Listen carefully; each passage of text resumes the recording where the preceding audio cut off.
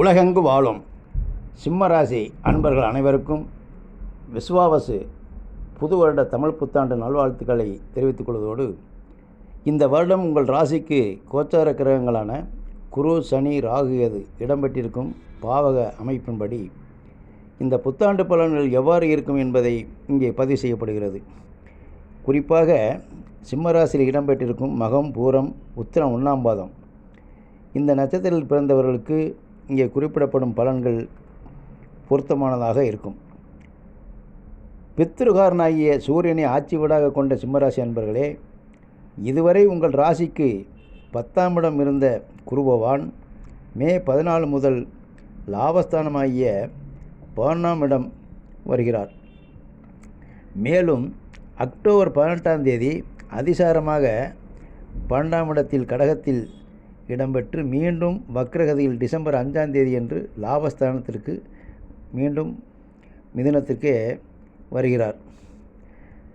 மே 18ஆம் தேதி முதல் அதாவது ராகு கேதுகள், அதாவது உங்கள் ராசிக்கு 7ஆம் இடத்தில் ராகுவும் ராசியிலே கேதுவும் இடம்பெறுகிறது. சனி பகவான் இந்த வருடம் முழுவதும் அதாவது அஷ்டமச்சனியாக உங்கள் ராசிக்கு 8ஆம் இடத்தில் மீனத்தில் இடம்பெறுகிறது. அப்போ இந்த ஆண்டு கோள்களான ராகு, கேது, குரு, சனி இடம்பெற்றிருக்கும் இந்த பாவக அடிப்படையில் பலன்கள் எவ்வாறு இருக்கும் என்று பார்க்கும் பொழுது, இந்த வருடம் திருமணமாகாதவர்களுக்கு திருமணம் கைகூடி வரும் என்று சொல்லலாம். காரணம், 11ஆம் இடத்தில் உங்கள் ராசிக்கு குருபவான் இருப்பதால் குருவலம் இருக்கிறது என்று சொல்லலாம். அஷ்டமச்சனி நடப்பதால் திருமணம் முடிவான பிறகு தடைகள் உண்டு, அல்லது இந்த பொண்ணு பார்க்குறது, பேசி முடிக்கிறது, கை நினைக்கிறது, ஒப்புதாம்பலம் பண்ணுறது, இந்த மாதிரி வேலைகள்லாம் அப்பப்போ கொஞ்சம் தடை தாமதத்துக்கு பிறகு நடக்கும். அது ஒவ்வொரு கட்டங்கள்லேயும் கொஞ்சம் லேட்டாகிற மாதிரி இருக்கும். ஒருவேளை அந்த முயற்சி முக்கியத்துவம் இருந்து எல்லாம் நடந்தே வந்தால் அந்த திருமண முகூர்த்த டயத்தில் ஏதாவது ஒரு பிரச்சனை கொடுக்கும். ஆனால் காரியம் நடைபெறும். அதாவது நிகழ்ச்சி குறிப்பிட்ட மாதிரி நடைபெறும், கொஞ்சம் தடை தாமதத்துக்கு பிறகு நடக்கும் அப்படிங்கிறது சொல்லலாம். ஆக இந்த வாய்ப்புகள் வர்ற பொழுது நீங்கள் கண்டிப்பாக அதை தவிர்க்க வேண்டாம், செய்து முடிச்சிடலாம். காலதாமதம் செய்யாமல் திருமணத்தை நடத்துவது தான் நல்லது. ஏப்ரல் 14ஆம் தேதி முதல் 18ஆம் தேதி வரை ஆரோக்கியத்தில் மிகவும் எச்சரிக்கை தேவை.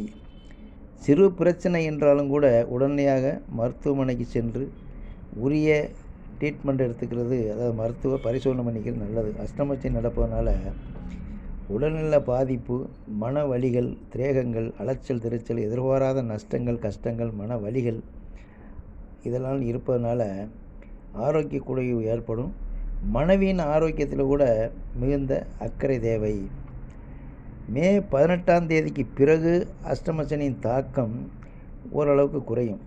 தொழில்துறையில் சிறு தடைகள் அதாவது இருந்தாலும் தேவைக்கேற்ற பொருளாதாரம் கண்டிப்பாக கைக்கு கிடைக்கும் அப்படின்னு சொல்லலாம். பழைய பாக்கிகள் கூட வசூலாகும்.